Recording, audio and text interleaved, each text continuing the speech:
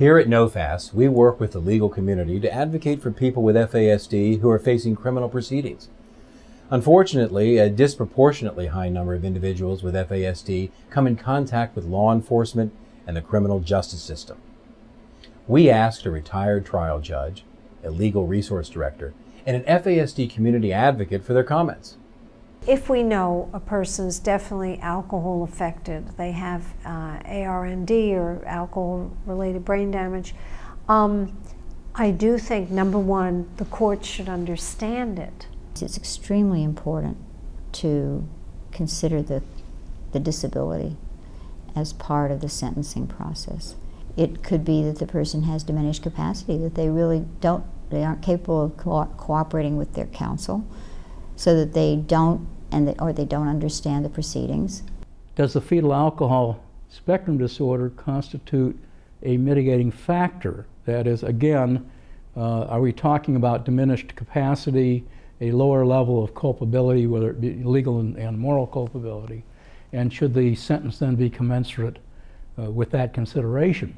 Bringing in a diagnosis made the difference between a death penalty case, the prosecutor asking for the death penalty, and the prosecutor asking for life without possibility of parole because of the disability. It's not an excuse, it's a reason why someone may commit a crime, may be vulnerable. But if you know the person has organic brain damage, you begin to understand what's wrong. You begin to understand why that could have happened, why some perfectly curious and inexplicable thing could have occurred.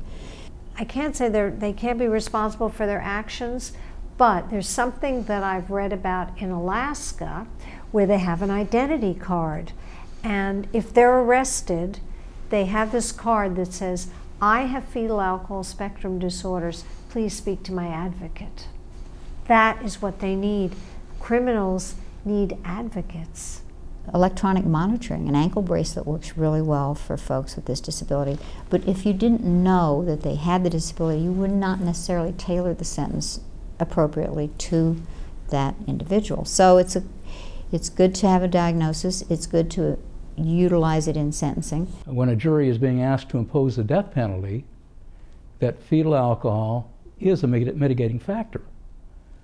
The problem is, from the standpoint of the trier of fact, which is usually a jury, is if all they hear is this person has fetal alcohol and that condition isn't connected up with the behaviors that are involved in the commission of the crime, the tendency is to react and say this is a bad person and use the fetal alcohol as an aggravating factor rather than a mitigating factor.